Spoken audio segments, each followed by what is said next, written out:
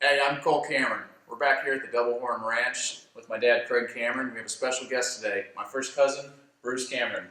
Glad to be here. So today we're talking legacy, talking family legacy, talking Craig Cameron legacy. Yeah, so, there you go. he's the one that started this, got us all involved. So not only myself, but also my cousin Bruce. So Bruce was an apprentice here for over 2 years. I don't know how he did it, but he's still here. So Bruce, what in the heck possessed you to do that? Man, I don't know, just young and dumb, you know. Yeah. But I guess the draw of the horses, and I came down here and visited and worked with Craig and you for a little bit, and I was in Houston. I just decided I just want to come out and start working horses. Yeah, so Bruce, like we talked about earlier on, Bruce kind of grew up in Houston and on a family ranch out in Giddings, Texas. So he's kind of around it his whole life, but he never really made the decision to jump full into it. So, now he's down in South Texas doing his Cameron Performance horses, and he's doing a really, really good job of that. It's turned into a really good hand. And I want to ask you, do you have any good stories of Bruce when he first came here? Bruce, he was always a good athlete. So, we take pride in the Cameron family being great athletes. And Cole, of course, played football for University of Arizona, then finished at Texas A&M. Then Bruce had a baseball scholarship at Arkansas. Where was it? University of Ozarks. University of Ozarks. And again, played football in high school. But always a great athlete. Pretty great. Matter of fact, there was a story of him catching a fly ball in one of the tournaments there where you actually went through the fence. Took the wall out. Took the wall out and made the catch. Oh, yeah. So anyway, when he came, we always again starting colts, and that's a good place to start. And so I've always was putting Bruce, getting these horses ready, and putting him right up on them colts. Yeah. So, but we did a lot of traveling, and from here to yonder. And Bruce went with me on one run. We went way up north, and we ended up almost on the Canadian border near Glacier Park, Montana, and we were going to do a colt starting for the Blackfeet Indian. So we met this Blackfoot Indian. We pulled in there with our truck and trailer, and sure enough, this Indian fellow shows up. We shake hands, and he says, I said, well, where are we going to work? He says he takes us out to this rodeo arena, and we get there, and the corrals are just filled with a bunch of horses. And I said, well, which one are we going to do for the colt start? And that Indian, he went just like this. All of them. So I told Bruce, well, you better get a good breakfast tomorrow because we won't be breaking for lunch. But I guess we started, at least 20. About 20 head right there. So 3 round pins going at a time. About 3 or 4 round pins going at a time. And we got the job done.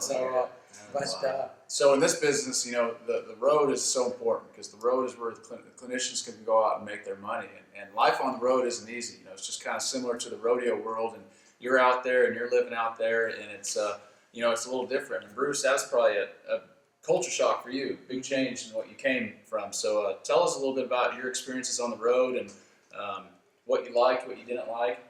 I love the road. You kind of take off and you're just riding at night, and you got a little Western song on, and you're not quite sure where you're going, but you're heading out, and then you spend a week, 2 weeks, a month, 2 months in, all on the road, and it just becomes normal. Yeah. It's I remember one time we were traveling, and we were pretty road weary at this one time, and I was letting Bruce drive, and I was over there asleep, and to this day, I swore that I woke up and he didn't have the headlights on, and I just went, Bruce, turn the lights on, on. He just went, well, what's the matter? He said the whole time the lights were on. And I said, man, I'm telling you, they weren't on. I guess I was just dreaming or something. There was something wrong with you. I don't know what it was, but I don't think I could have been driving without them. It was about 2 in the morning, so I hope to God they were on. I'll tell you another funny story. I took some horses to a horse sale out in California, and so I told Bruce, I said, he was interested in this horse, and I said, well, just bid on him, just let's get that price up there, and so Bruce is bidding on this horse, and I'm really wanting to sell this horse, taking it all the way to California. There's a nice horse named Flint. Really, sure enough, nice horse. But anyway, we get the horse up to $10,000, and they go sold. And I'm in there riding around, showing him and spinning him, and I'm like, yeah, man. And when I come out, Bruce went, I think I got the last bit. So I ended up taking the horse back home again. So. Yeah, I just thought we'd get an extra, you know, a little bit extra. I was just pushing the limits, you know. Sometimes the limits will get you. Yeah, they did get it. So. Yeah. So Bruce, do you think working for your uncle, do you think he took it easier on you than he did others, or? If by easy you mean hard, he did. He did a great job. I understand. You know, that. the truth, I'm probably harder on these guys than anybody because I expect a lot of them. So, you know, Poor Cole, he's really had it tough living here all the time. So we certainly have our ins and outs like every family, but we try to, like a good horse session, always end on a good note. So we're striving to do the best. But really, what were you going to say? Well, I think the first week I got here, there's a round pen back here with too much sand in it. Is what they said. And so they just said, they hand me a shovel and a wheelbarrow and said, here you go, just start digging, you know. And I think I spent about a week there, and I was contemplating life a lot and what the hell I was doing with it. Contemplating leaving.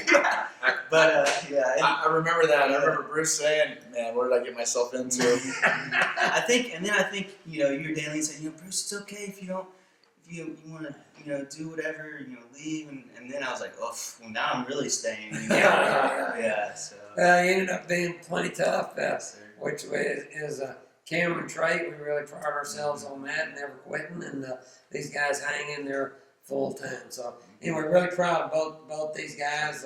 Good-looking, hard-working guys, and as proud of anything, they're really making great horsemen. So Bruce is down here this week with 3 colts he just bought, and we're starting in a little bit, and then he'll be heading back home to his ranch over there in Cat Spring.